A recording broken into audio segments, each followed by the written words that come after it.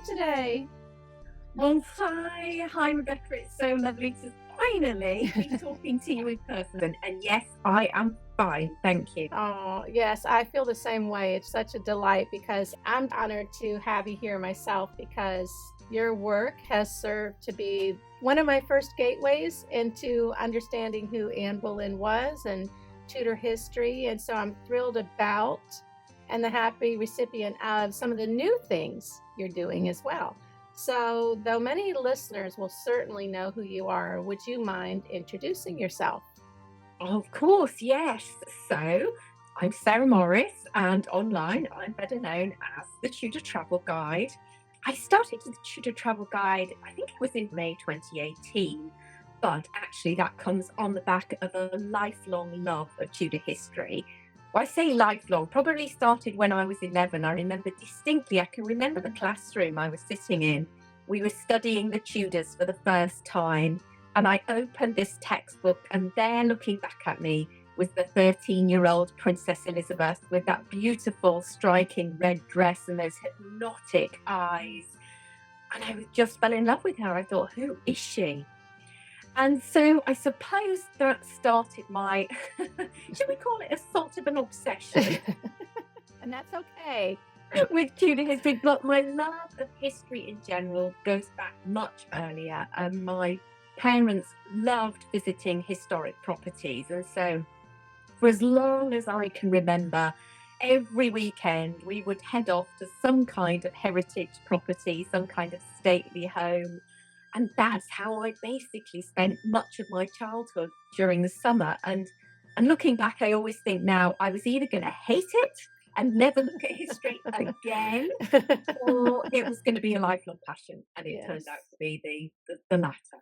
Well, we're the lucky recipients that you decided to love it. And I'm listening to you talk about that, and I've heard you talk about it before, and I'm thinking how my parents took me around the States when I was little and to see historic places, but they were cabins and small. Not Yeah, quite the grand castles of the yes, medieval age that are so, when you're so young, of course, yes, it has such an impression on you. very These much. enormous buildings that, the history seeps out of the brickwork and you can't help, well, you probably know me, Rebecca, and anybody who follows the Tudor Travel Guide will know I have a very, very fertile imagination. So Yes. it doesn't take much for me to get off on a flight of fancy. Yeah, I think I understand that completely. I love it about you. And so I'm grateful too to my parents because I think that really encourages our love for history. So I love that. So you've started on something new and exciting, the ultimate guide to exploring Tudor England. I love how this new concept is firmly rooted in a similar endeavor by an actual 16th century Tudor forefather. So, can you tell us about him, what he did, and how it inspired you to create what you call Tug, which is, I love. Sure. Do you say Tug or do you say TUG? No, I do say so. Okay, I thought so. And more about what the Tudor Ultimate Guide is for those who'd like to participate. Okay, sure. Oh gosh, there's quite a few questions there. So let me start at the beginning. So it might surprise some people when they ask me, who's your Tudor hero? You might think I would say, oh, it's got to be Henry VIII or whatever, Yeah. some great behemoth of the Tudor age. But actually, I have this, I wouldn't call it a crush, but it is a great and deep respect for John Leyland, Tudor antiquary. Now, I didn't know about John Leyland until I started writing the In the Footsteps books with my co-author, Natalie Gruniger. But it soon became apparent that John Leyland's itinerary, which he wrote during the 1530s and 40s and dedicated and presented a copy to Henry VIII, is an enormous source of information for anybody who wants to research and write about Tudor history, and particularly places. So, what did he do? Well, he left his home in Charterhouse Square and set off and basically meandered up and down the length of large swathes of England, just recording what he saw. So, it's a sort of a 16th century travelogue, and it was a snapshot in time. And what a wonderful snapshot in time it is, because, of course, so much of what John Leyland saw as he travelled around has been swept away through time. and sometimes just his snippets of descriptions about houses are basically all that we have. So he's a bit of a hero of mine, and he did basically what I suppose I do and I'm inspired to do now. Yeah. With the Tudor Travel Guide, of course, I travel around, I research to write about places, I research to record podcasts on location and videos on location. And my thing with the Tudor Travel Guide is all about telling the stories of Tudor history through the lens of the places in which people lived and the events unfolded. And so I guess that's kind of what I see myself doing. But that's become more and more and more in focus as I've worked on the Tudor Travel Guide. And I suppose one of the things I love doing is talking to followers of the Tudor Travel Guide and asking them what they really, really want. And one of the things that came through to me at least a couple of years ago was that people were using the content that I was creating to inspire them to go and visit places here in the Oh, UK, whether they are UK citizens or coming out from overseas. And over again, alongside the detailed content, because I really try to recreate these places in detail so that you can reimagine them for yourselves. You can touch Tudor history more intimately. People were saying we'd love itineraries to tell us where we can go. And when we get there, to give us all the details we need to make sure that we never miss anything. And I know you've had that experience. yes. You go to a place, you think you've got it covered, you come away, you read about it, and you realize you've missed something. Yes, Either missed something in a location, or maybe 2 or 3 miles down the road, there was another place that was right. really important. And you've Exactly. traveled halfway across the world and Yeah. you missed it. Yes. So this really inspired me to look again at what I was doing with the Tudor Travel Guide and go on and to create what I'm calling, as you said, the ultimate guide to exploring Tudor England. And this is a long-term vision I have, literally spanning, probably will take me a decade to do what I Wow. want to do here. And that is to basically do a 21st century version of John Leyland, to travel the length and breadth of England, capturing as much detailed information as I can about Tudor places as they were in the 16th century and as they can be visited now today, and then also to create itineraries for people so that when they come, they've got it all mapped out for them. And so that's really at the heart of the Tudor Tug, as I call it, the ultimate guide. Ultimately, I'd love this to be a book, probably several Oh, volumes. yeah. But in the meantime, I didn't want to leave people waiting for 10 years to get their hands on Right. this material. So I thought, how can I do that? And it felt that a membership would be a great way to allow people to access this content as it is being created. So, in its essence, the Ultimate Guide is an ever expanding library of resources centered on Tudor places, detailed content, both written, podcast, and video. And in amongst that, I have itineraries that are organized either by person That is cool. or also I'm organizing them by geography because some people go to a part of the Sure. country. They look, I'm going to Suffolk. And so they want to know what's in Suffolk. And then finally, the final category of itineraries is organized by time. How much time do you have available? Wow. So if you visit London for 2 days, what do you have to see? But if you've got 5 days, Right. what can you do? So that's really, I Mm. think, in essence, what Tug is all about. Well, it's brilliant because as someone who doesn't live in England, all three of those categories fit something I would be looking for. And I just love that you're doing it that way. By person is so fascinating. And then by time, because as you know, I only had very limited time in London this summer because I was all over. And so I really drew on one of your suggestions, especially about taking the clipper from Greenwich to the tower so I could feel like I was in Anne's footsteps there. And that was such a simple idea, but it's like, oh, brilliant. It, That just enhanced my experience so much it, is, more. it is one of my favorite things to do, that actually. Yeah. Yeah. It was very cool. It made it more spine tingling. So, yeah, going back to what you said, I wish I had done that. That's something that is my greatest fear when I travel somewhere or do something is that I find out, oh, didn't you know that by the broom closet they measured Churchill's height from the boy? You know, his Right. mother carved it into the post, things like that. And you just think, oh, I wish I hadn't missed that. So also you have a couple of options. We could be a virtual. I know I'm an armchair traveler. So do you want to unpack that a little Yeah.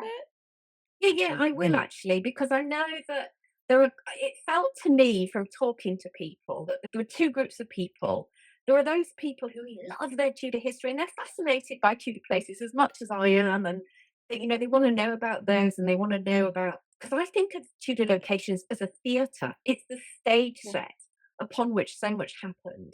And when we understand those, it just brings those stories into much more vivid focus. Yeah. I think we can imagine and we can connect more deeply with the past. So I know there are people who are as fascinated on locations as I am, but really are not going to travel or are not going to travel in the immediate future. And I really wanted to cater for those folk as much as I wanted to cater for people who are actually planning a trip. So we have two levels of membership. We have as you quite rightly say, the armchair traveller. I love the idea of sitting in your armchair with a book, losing yourself, and to be able to enjoy detailed content. So basically, I share parts of the membership that include the detailed write-ups, including the progresses, for example. Yes. But there's also access to tombs. I have a thing about tombs, Rebecca. I want to have the most comprehensive, detailed, encyclopedic resource of Tudor tombs around the UK. So you can access that. There's a community board you can access. There is also access to live chats. I have monthly live chats with historians, authors, curators, and so Yes. on. So anything that you can just simply love and enjoy from the comfort of your armchair. But then there are people who are actually planning a trip and are going, right, I need an itinerary. I want to really think about the travel side of Right. things. How do I get around? How do I save time and money? What Yes. itineraries can I connect with? And also, we even have a section on historic accommodation again that Oh, we're building up as a library. So, wonderful. it's the idea, because I know I love this, is that Yes. when you travel, it's kind of icing on the cake if you can stay in a beautiful historic location. Absolutely. Isn't it? So it's Yes. better than the old Holiday Inn, isn't it? If you can stay in a really ancient little bed and breakfast or a turret of a castle or it Absolutely. so again, for those road trip travelers, this is the other level of membership for people who are planning a trip. We have that kind of very practical, accessible information. And so, yeah, we've got these two tiers, hopefully catering for all of those people who have an interest in Tudor locations and the stories they have to tell. Oh, it's just perfect. And I love the indexes you're creating because one thing we do often miss is tombs or simple grave sites. You'll be somewhere and find out somebody was, again, buried down the street from where you were. I mean, I myself, when I moved to Georgia, learned that where I grew up, F. Scott Fitzgerald was buried a couple miles from my home. I never knew that. Of course, I Yeah. can visit it now, but I mean, these indexes are so important that you're creating. Yeah, and I should also just say, because I think this is another really big part of it, and it came through from my followers, there are quite a lot of interactive maps. So, Mm, because a lot of people aren't familiar with UK geography. So, although you've got sort of the indexing and the write ups for each of the main areas, for the itineraries, for the historic accommodation, for the tours, we have separate maps which show where they're located. oh, that's So great. these are Google based maps. So you can kind of scroll in, scroll out, you can move the map Wow. around, you can see what's in an area that you're going to. So hopefully, again, I think this just helps visually for people who, as I say, are not so familiar with UK geography. Yes, it's brilliant. I think it's fantastic. Now, speaking of progresses, which you just mentioned, could you talk a bit about the royal progress? I know what it is from you. That was the first time I had heard the term. I'm sure there's other people who might not fully understand it. So, what is it and how Tug offers historical information and itineraries for these amazing circuits around England? Because they, in and of themselves, are an interesting itinerary packed with history. They really are. And if you have the time available to you, I think going on progress, following in the footsteps of the Yes. Tudor progress is just awesome. Well, in the Tudor period in the 16th century, courts were still largely itinerant. They had been incredibly itinerant during the medieval period. They were beginning to settle down a little bit more substantially around London and the home counties along the Thames with some of the major palaces like Richmond and Hampton Court and Greenwich and Westminster, etc. But nevertheless, come the summer months, what would usually happen is the court would pack up and they would leave the Thames Valley and head off on progress. So this was usually a summer activity because the weather permitted it largely, although you could never guarantee the English weather. There's plenty of descriptions of roads being churned up in the middle of summer. Mm, And they would head off for, well, it could be anything for 3 to 4 weeks, but it could anything be up to sort of 2 months, 2.5 months. An itinerary would be put together well in advance, which would declare where the royal court was going to go. And basically, there were a number of reasons for this. First of all, the king, the queen, it was a time to just have a lovely time. It's like our holiday. It's a chance to get away from the tension. And sometimes there was a lot of tension at court. It was a chance to escape. It was a chance to let your hair down a little bit. There was lots of hunting and walking and dancing and gambling. And of course, the royals would be hosted by various courtiers around the country. So it was also a chance to honour those courtiers who'd been particularly loyal or were in the king's good graces, as we saw mhm, a lot in the 1535 progress with yeah. Anne Boleyn and Henry Mhm. VIII, where a lot of the reformist courtiers were honoured. So that's one reason that the court travelled. Another was to often get away from disease in the city because typically the summer would be when plague Yeah. would strike or the sweating sickness would strike. So it was a chance to get out in the clean country air, simple as that. Mm, And thirdly, it allowed the palaces to be cleaned properly because yes. they weren't the most hygienic places, probably really smelly in some parts, particularly in the warmer summer months. So when the royal court was absent, they would repaint, they would refurbish, they would clean. And so that was really an important part of royal life, essentially. So various reasons. Oh, and I missed the fourth one, to be seen by the populace, of Mm, course. No newspapers, no telly, no social media. So this was the way the monarch got out and impressed upon the people their magnificence, their stature, their right to rule. And, we see that in Henry the Eighth's progress in 1541, where he goes up north and he does make a point of humbling the brute and beastly people of Lincolnshire and Yorkshire who raised up against the crown, of course, with the Pilgrimage of Grace. And he really makes them literally get on their knees and beg forgiveness. So, there was all sorts of elements to going on progress.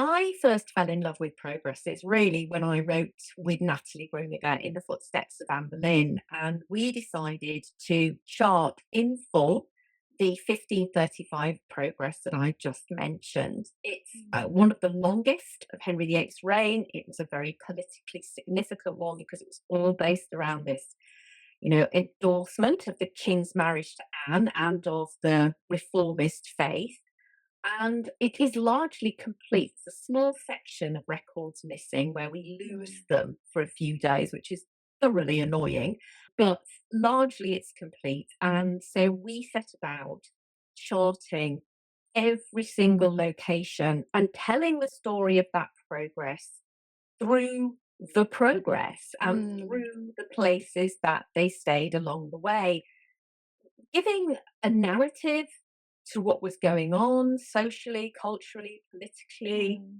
but also just demonstrating how a progress tended to work, what the royal couple did with themselves when they were on progress, mm. and along the way, opening up some locations that a lot of people probably never realised had any real connections at Wow. all. And that was true for me. I was introduced to many locations where I was like, "You kidding? Anne Wow. Boleyn stayed here? I would never have known." And I found that a total thrill. Yes. Although I didn't follow the progress literally on for two and Sure. a half months, unfortunately, I had work to do. Um, I went to all of the locations, Mhm. and every time I went to a location, I learned something new. Mm. I connected more deeply with Anne's story, with the Tudor story, and I fell in love with it. Mhm. And so, as a result of that, now we're talking about the ultimate guide. As I mentioned before, one of the categories of itinerary that I've put together is based around people. And basically, that equates to researching and writing about Tudor progresses. And I've already completed one, which is in the membership right now. It's the northern leg of the 1486 progress of Henry VII, which is his first progress, of course, after winning his crown at the Mm. Battle of Bosworth.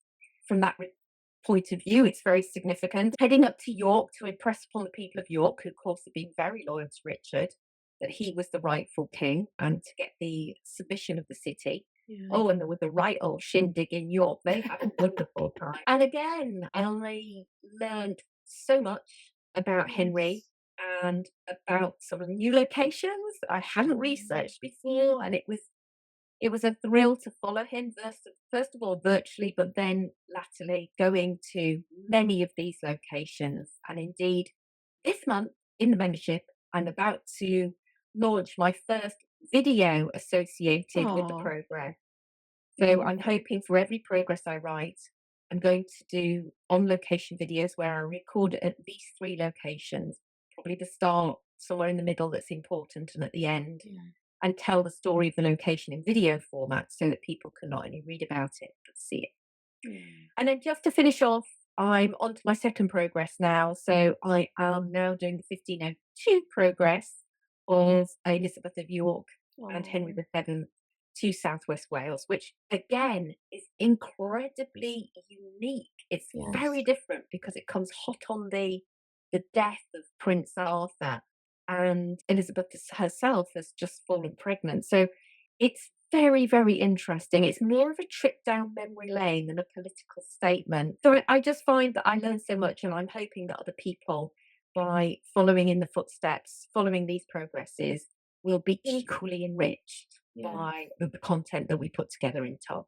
Yes, because these relationships too are so entwined in the progresses. For instance, when you're talking about Henry VII and Elizabeth of York, the time of losing Arthur and her being pregnant again, and then of course the 1535 progress with Henry and Anne. Whenever I watch the video of you talking about that, I get teary because it's just you think, Mm. wow, they just had this second honeymoon and then, Yeah, it you all know, went wrong. yes, and Yeah. you unfold it for us. It's just so amazing. So you offer yearly summits, which are really fun and very informative and full of wonderful guests and everything. And I've been so fortunate to be a part with our presentations and artwork, Ashley and I, which have been great fun. So, do you know yet what your next summit will be about in November? Usually it's in November. We had an exception because of the coronation. We did. And in fact, that is my summit this year. Oh, We're that's going with right. I that. forgot. That's right. Yeah, normally you're quite right, Rebecca. Normally I have the summit in the autumn period. We've done the life of Wolsey, we've done 500 years of Anne Boleyn, which you Yeah. contributed to. We've just had a summit earlier about the kind of the history and splendor of coronation, both Yeah. across the ages, but obviously particularly looking at the Tudor period.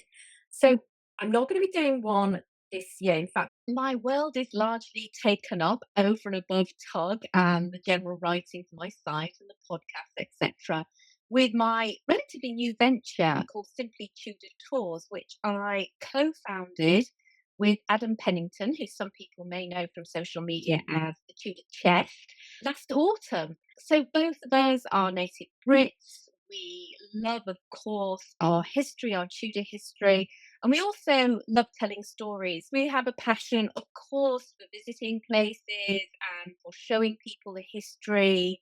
And so it seemed quite natural, really, to think about how could we create an entity which would allow us to share Tudor history firsthand with people from across the globe. And so Simply Tudor Tours was born, and we call it basically Simply Tudor Tours, created for Tudor history lovers by Tudor history lovers, because we That's are. wonderful. And that's all we do. We just focus on the Tudor period.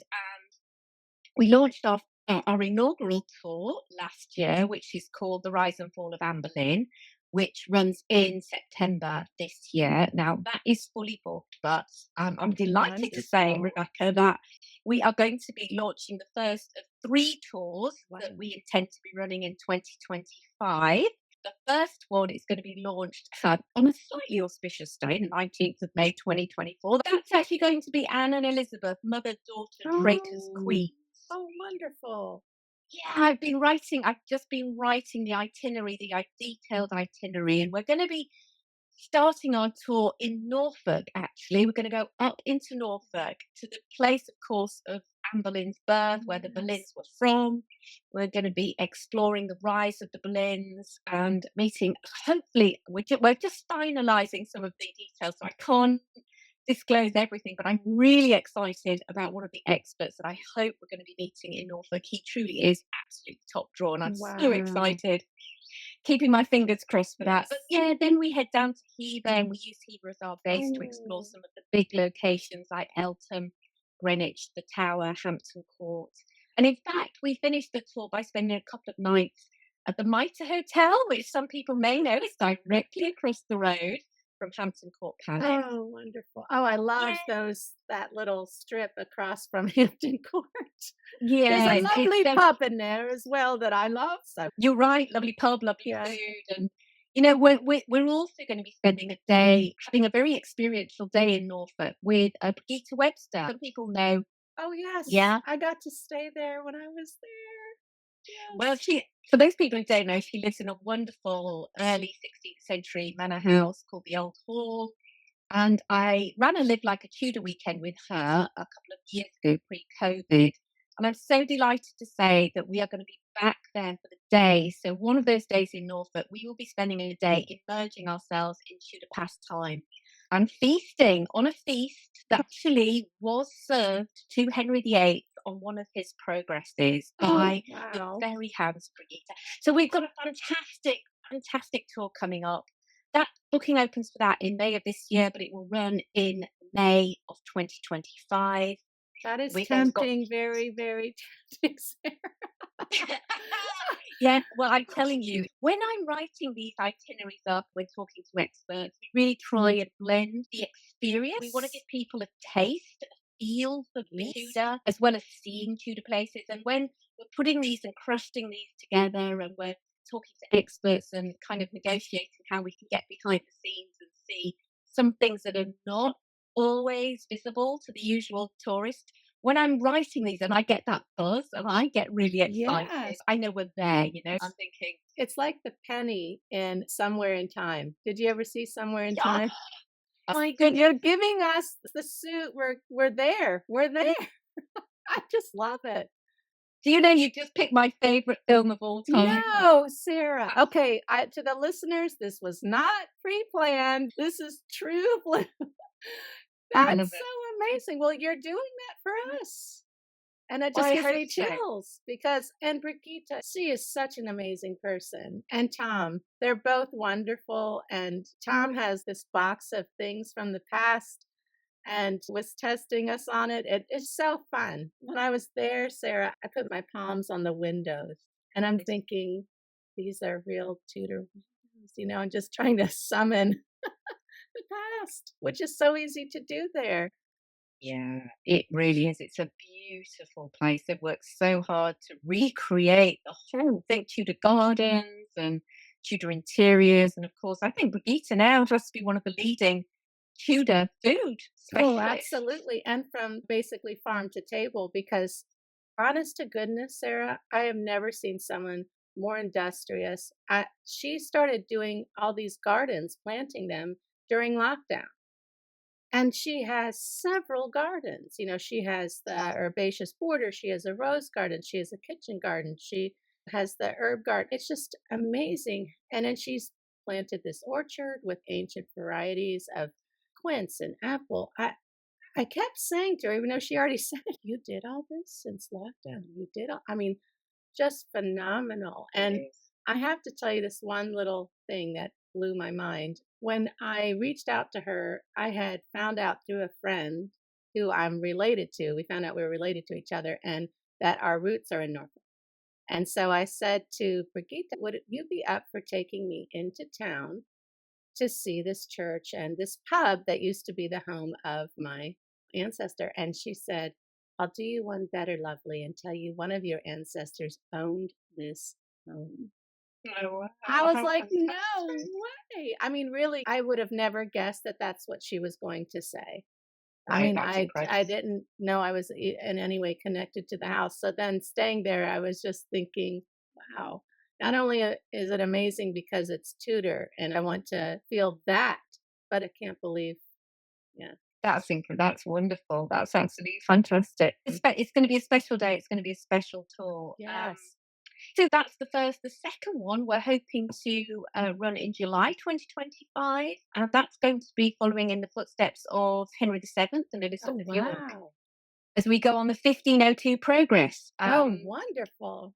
I've been researching and writing in detail for the membership, stage by stage, and are the In the Footsteps books that Natalie Gruniger and I wrote in the same kind of style.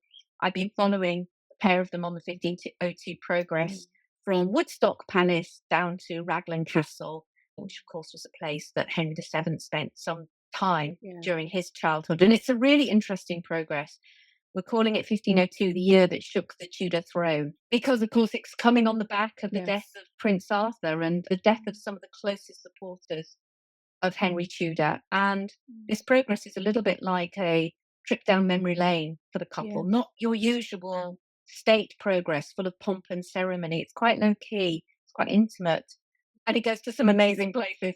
And I know that there are some people who've done a lot of London and seen the big Tudor sites in London, and they're a little bit scared about getting out of London or not really sure how to get around, where to go to. And so one of my passions is to try and open up some of the rest of England, Tudor England, to everybody. That's, And this progress goes through the Cotswolds and also the Forest of Dean, one of the ooh, the most, Cotswolds. yeah, one of the most beautiful parts of England. And I want to be able to create that tour for real connoisseurs of Tudor history who either love Elizabeth of York and Henry VII, or really just want to go some places that are off the usual beaten track. So that's our second progress. And then finally, we will be repeating our September progress of this year in September 2025. So we will be repeating the rise and fall of Anne Boleyn, which I kind Oh, of felt that's bit great. I think practice. that's a great tour. She's the poster girl of the 16th century. Absolutely, absolutely. Well, Sarah, those sound fantastic. I mean, I wish I had the time and money to do all of them. I think we all do. So it's great too that you also have Tug for those of us who can't make all of the tours. So you have wonderful opportunities for those of us who can and those of us who are going to be armchair travelers. I love how you cover all bases for us and all the work you've done. So thank you. They Yeah. sound great. And actually, just one more thing. Again, we've not quite finalised the plans, but we're hoping to do a much shorter event pre Christmas, Tudor Christmas, at an old Tudor palace. So I'm Oh, not going to say more about that, but a place that I suspect nobody except one or two people, including myself and Natalie Gruniger, have been to. So yeah. we're just working on that at the moment. But that again is just a weekend. It's much more accessible. Hopefully, we'll be running that in November. But we've got all of these tours on our new tours page, actually. We've just launched the tours page. So if people wanted to find more about what's coming up and remind themselves about what I've been saying, you go to simplytudortours.com/Tudor hyphen tours. Then you'll be able to find all the information on all of those tours and events. That's perfect, and I'll also put that below so that people can click on it, and Sarah, I have to say, I think you should entitle the Christmas tour Tudor Christmas with Hot Drinks because I just think of when Ruth Goodman mentioned that they didn't really have warm drinks like we do, like tea and coffee to warm us in places like that. I'm like, you'll have hot drinks, right? Yeah, definitely, definitely, So that for should be the sure. title, the Monty Python title, Tudor Christmas with Hot Drinks. Yeah, and with some creature comfort. Yeah, exactly. Well, wonderful. And I'll also put some links below the video for people to get involved in some of these opportunities. They're wonderful. Well, Sarah, again, it was just so wonderful to have you on, and I'm excited about doing your portrait. I'm very And excited I too. know. And again, you've just been such an important person to me personally. One of the first, I remember it was during lockdown when I fell into my Anne Boleyn obsession. And, we were all anxious during that period. We didn't know at that point what was really going on.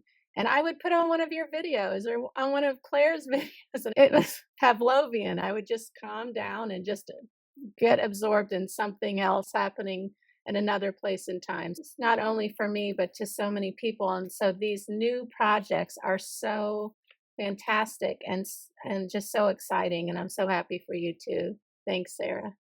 Well, thank you so much. First of all, thank you so much for doing my portrait. I'm so excited.